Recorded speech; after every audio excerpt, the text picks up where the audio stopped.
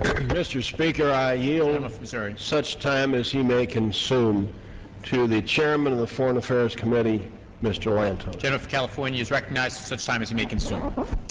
Thank you, Mr. Speaker, and I want to thank my friend for yielding.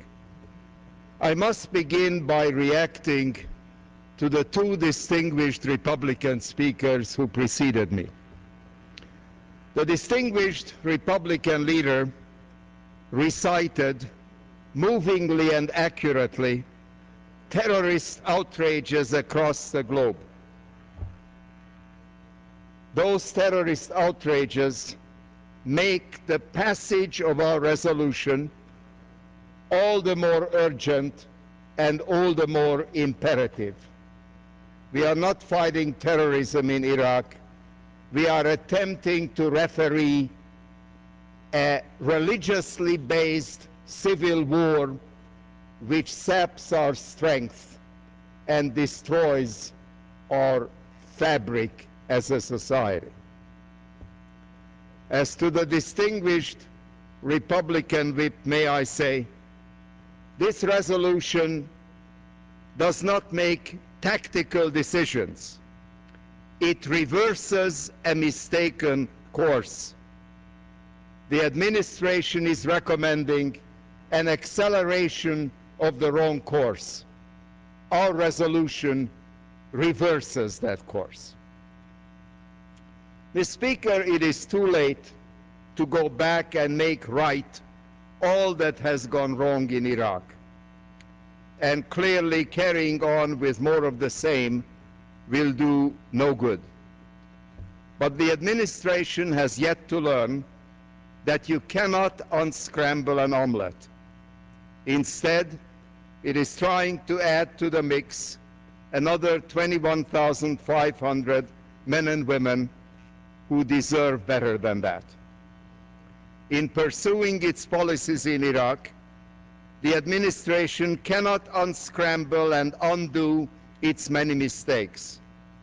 Buying into rogue and flawed intelligence, disbanding the Iraqi army, conducting mindless and extreme debathification, permitting the early looting and destruction and violence, allowing the growth of a government based on hate-filled sectarianism, allowing waste, fraud, and abuse in the use of U.S. taxpayer funds, and on ad nauseum and ad infinitum. While we all hope that the goal of a quiet and stable Iraq will be achieved under General Petraeus, I am deeply skeptical. It will be incredibly difficult, if not impossible. The place is just too much of a mess. Our continued heavy presence in Iraq has not forced Iraqi leaders to take the requisite actions on power sharing, resource sharing, and national reconciliation. In fact, it has done the exact opposite. They have made minimal and cosmetic efforts in the knowledge that we will fill the gaps. In the meantime, there are so many other fronts globally and here at home on which we might have made much more progress if we had not been fixated these last 4 years on Iraq. Domestic and foreign problems have festered while we invested blood and treasure in Iraq. As our Iraq problems have mounted, our commitment and ability to resolve other pressing issues has vanished. Last November, the American people sent a loud and unmistakable message. With the announcement of an escalation of the war in Iraq, it is obvious that the administration didn't get it. So we are trying one more time. The resolution before the House is the second chance for this administration to hear a strong and clear message on Iraq, one it ignores at its peril and at ours as a country. The majority of Congress wants de-escalation. The majority of the American people want de-escalation. Many Republicans throughout the nation, and even our Republican colleagues in this Congress, want de-escalation. Poll numbers show that the Iraqi people want the United States to gradually withdraw. And Prime Minister al-Maliki has indicated in virtually every way he can that he too opposes the surge. But the administration wants escalation, so it is going its own way, nearly alone. There is a clear-cut policy difference here, Mr. Speaker. It is reflected simply and unambiguously in our resolution. Those of our colleagues who oppose escalation should vote for the resolution. Those of our colleagues who stand with the administration in supporting escalation should oppose it. Along with 52 hearings on Iraq in the House and the Senate over the past 5 weeks, this resolution represents the first phase in a long overdue process of congressional oversight of the war in Iraq. It is not the last phase. Congress will be dealing with the Iraq issue for months to come. In fact, for as long as it takes to end this nightmare. But this simple resolution will establish the first marker. Those who want to draw down the US presence will be on one side of that marker. Those who want to take further steps into the quagmire will be on the other. Mr. Speaker, we are throwing our soldiers in the midst of a civil war, particularly those whom we are sending to Baghdad.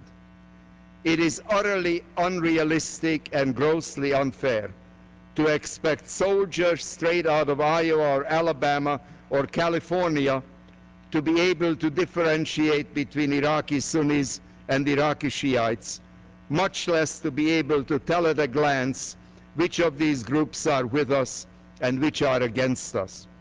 But that is exactly what we are asking them to do. And we are asking them to do it in an urban terrorist setting and to do it without any linguistic or cultural background. The first sentence of the recent National Intelligence Estimate tells us everything we need to know on this issue, and I quote, Iraqi society's growing polarization, the persistent weakness of the Iraqi security forces and the Iraqi state in general, and all sides' ready recourse to violence are collectively driving an increase in communal and insurgent violence and political extremism.